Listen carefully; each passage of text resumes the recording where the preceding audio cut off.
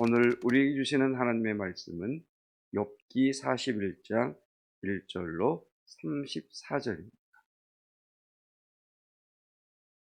욥기 41장 1절로 34절 말씀, 본문이 길긴 합니다만 말씀을 전체 보도록 하겠습니다.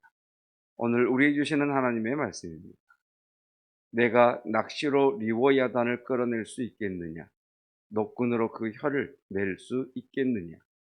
너는 밧줄로 그 코를 꿰일 수 있겠느냐? 갈고리로 그 아가미를 꿰일 수 있겠느냐?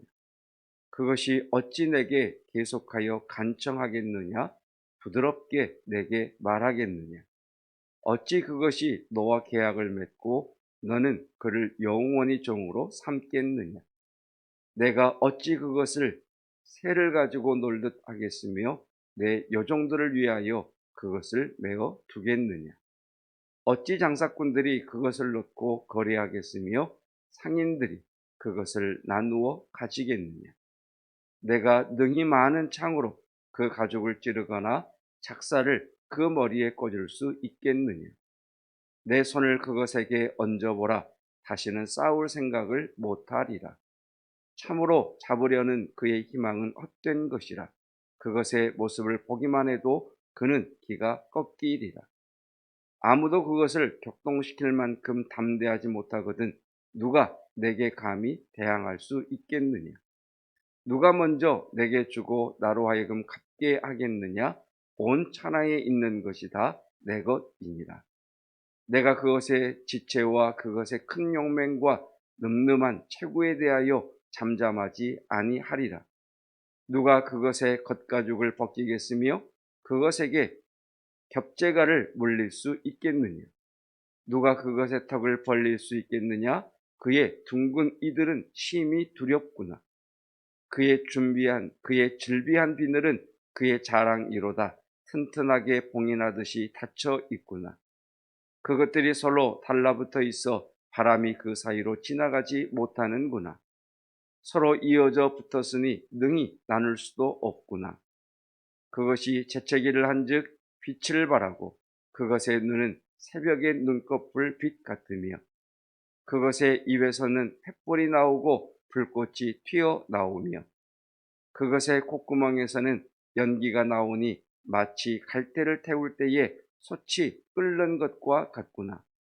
그의 입김은 숯불을 지피며 그의 입은 불길을 뿜는구나. 그것의 힘은 그의 목덜미에 있으니 그 앞에서는 절망만 감돌 뿐이로구나. 그것의 살 껍질은 서로 밀착되어 탄탄하며 움직이지 않는구나. 그것의 가슴은 돌처럼 튼튼하며 맷돌 아래짝같이 튼튼하구나. 그것이 일어나면 용사라도 두려워하며 달아나리라. 칼이 그에게 꽂혀도 소용이 없고 창이나 투창이나 화살촉도 꽂히지 못하는구나. 그것이 쇠를 지푸라기같이 놋을 썩은 나무같이 여기니 화살이라도 그것을 물리치지 못하겠고 물맷돌도 그것에게는 겨같이 되는구나.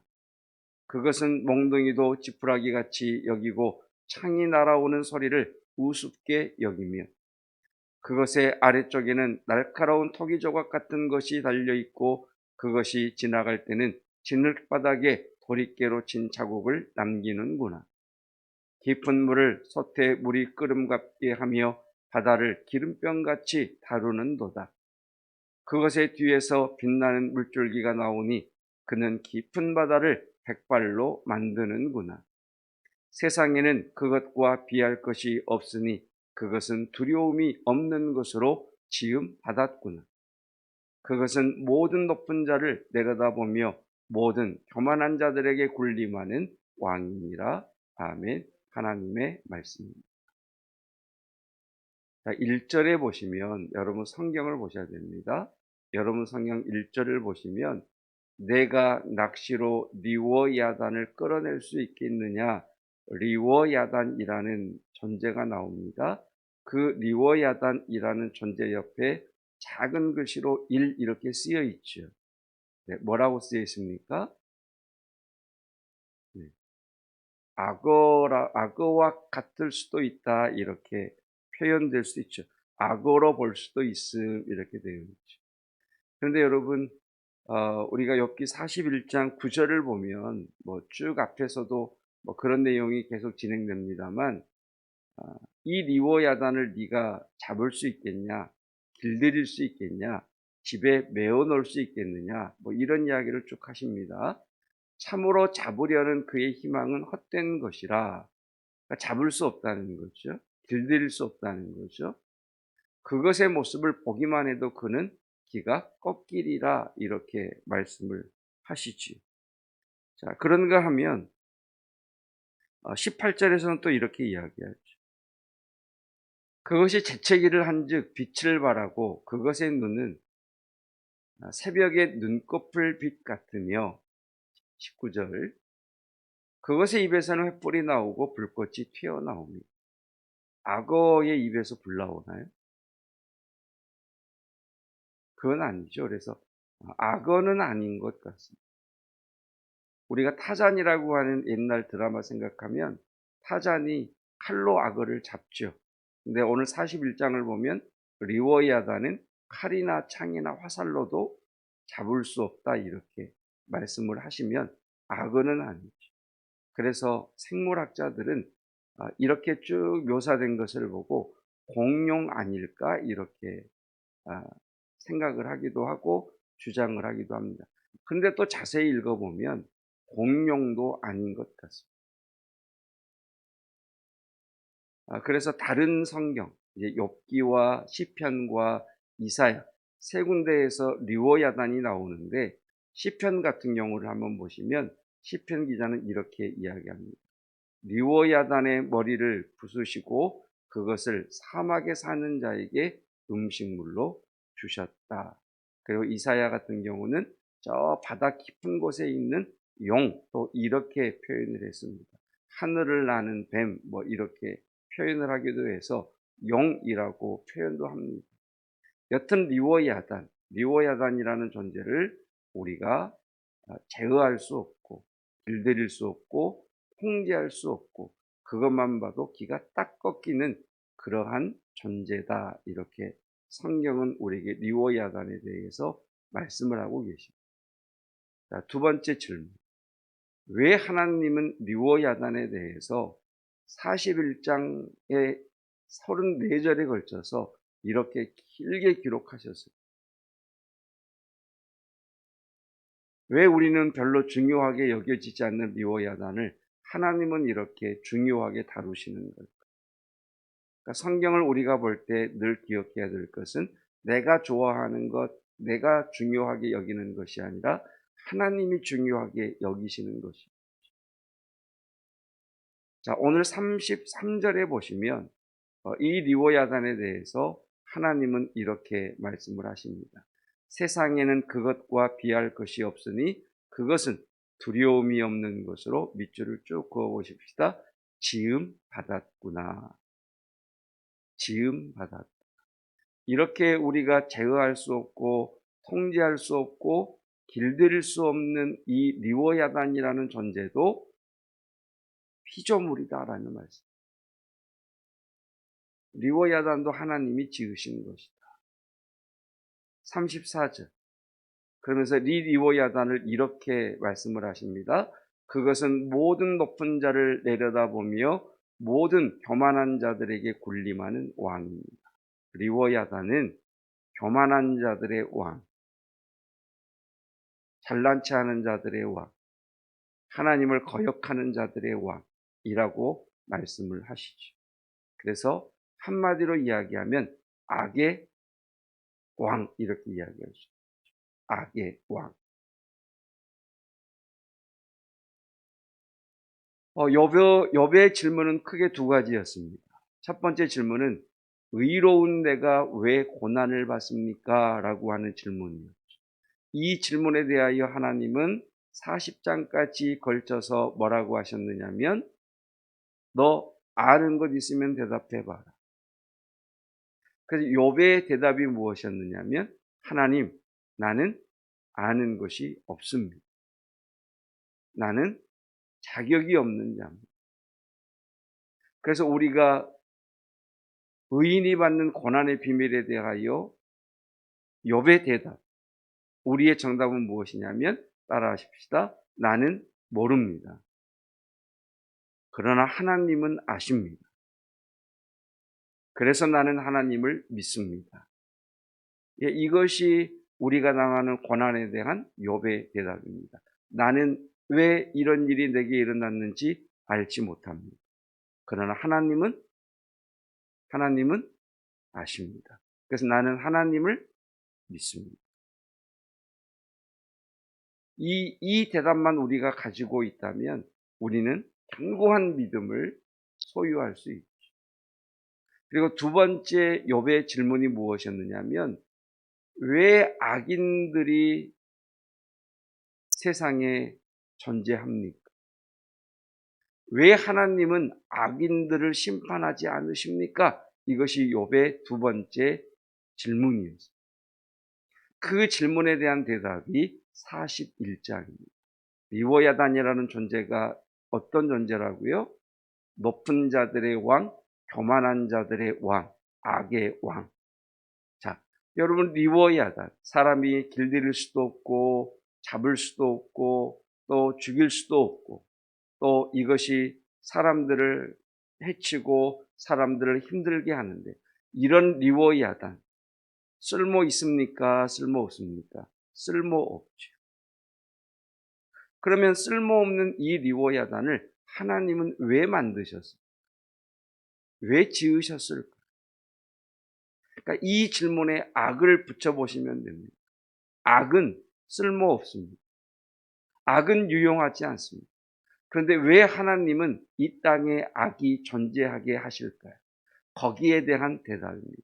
왜 이 세상에 하나님은 악을 존재하게 하시는가? 왜 악인이 존재하는가? 왜 하나님은 악을 심판하지 않으시는가? 거기에 대한 하나님의 말씀입니다. 이 악에 대하여 하나님은 욥에게 네가 악을 통제할 수 있느냐? 네가 악과 맞서 싸울 수 있느냐? 라고 하십니다. 욥은 못하죠. 누구는 하신다. 하나님은 하신다는 거예요. 하나님은 악을 통제하시고 하나님은 악을 다스리신다는 거죠. 여러분 왜 이 땅에 악이 존재할까요? 악이 존재하지 않으면 사람은 선이 무엇인지를 모릅니다. 여러분 건강이 중요하다는 것을 언제 깨달으십니까? 건강할 때 깨달으시나요? 병들 때 아플 때 깨달으시나요? 사람은 병들어봐야 아파봐야 정말 건강이 소중한 것이구나라고 하는 것을 깨닫습니다. 사람을 그냥 건강하게만 놔두면 기고만장할 겁니다. 사람을 선과 악을 보여주지 않으시면 자기가 잘난 줄 알 겁니다. 그러니까 악이 있어야 선이 얼마나 소중한 것인가를 알 수 있는 거죠. 거기에 악의 존재 이유가 있는 거죠. 오늘 하나님께서 우리에게 주시는 말씀의 요지는 이것입니다. 시편 74편 14절을 다시 보십시오. 자, 이렇게 사람이 다룰 수 없는 리워야단 악을 하나님께서 머리를 부수셨다. 그 악을 누가 통제하시느냐? 그 악을 누가 다스리시느냐? 그 악을 누가 머리를 깨뜨리셨느냐? 하나님이 깨뜨리신다. 그리고 그것을 사막에 사는 자에게 음식물로 주셨으니 사막에 사는 자, 곧 성도들에게 음식물로 주셨다. 먹고 살 수 있는 양식으로 주셨다는 거예요. 그래서 어거스틴이라고 하는 사람은 이런 말을 남겼어요. 천사는 성도를 직접적으로 돕지만 악마는 간접적으로 돕니다. 이 악조차도 하나님께서는 성도들의 유용함을 위해서 사용하실 수 있는 하나님이시라는 겁니다. 그래서 우리는 이 거대악 앞에서 하나님 앞에 간구할 수밖에 없지요. 하나님, 나는 이 악을 어찌할 수 없으나 저 악한 자를 어찌 다룰 수 없으나 하나님은 다루실 수 있으시고 하나님이 그 머리를 부수셨사오니 주여 이 악을 하나님께서 다스려 주십시오. 하나님, 이 악의 머리를 부수신 하나님, 이 악을 부수시고 그것을 사막에 사는 자에게 음식물로 주신 하나님, 이 악을 인하여서 도리어 내가 하나님 앞에 선한 자로 서게 하여 주십시오. 이것이 악에 대한 하나님의 말씀인 것이죠. 우리 주님 말씀하셨습니다. 너희는 이렇게 기도하라. 악에서 구하옵소서. 악에서 구하옵소서. 우리는 지금 거대 악 앞에 서 있습니다. 자본주의라는 거대 악, 그리고 경제라는 거대 악, 그리고 바이러스라고 하는 거대 악, 어둠의 세력이라는 거대 악, 그 거대 악 앞에서 우리는 어느 것 하나 마음대로 행할 수 없습니다. 그러나 우리는 압니다. 그 거대 악조차도 하나님께서 다루시고 하나님께서 통제하시고 하나님께서 그 머리를 깨뜨리사 성도된 이들에게 유용하게 하신다는 것을 믿습니다. 그 하나님에 대한 믿음, 그것이 오늘 욥기 41장의 내용입니다. 여러분, 악에게 눌리지 마시고 악에게 지지 마시고 악에 동화되지 마시고 그 악을 다스리시는 하나님을 더욱 견고하게 신뢰할 수 있기를 축복합니다. 결론입니다. 로마서 14장 17절은 우리에게 이렇게 말씀합니다. 하나님의 나라는 성령 안에 있는 의와 평강과 희락이다. 여러분, 교회를 위해서 기도하실 때, 또 여러분 본인을 위해서 기도하실 때, 여러분 자녀를 위해서 기도하실 때 하나님 의와 평강과 희락이 넘치게 하옵소서. 여러분, 코로나 때문에 많이 힘들지만 하나님이 주시는 희락, 하나님이 주시는 평강, 하나님이 주신 기쁨 때문에 활짝 웃을 수 있으시고 도리어 웃을 수 있으신 하나님의 나라가 교회와 저와 여러분에게 임하시기를 축복합니다. 기도하겠습니다.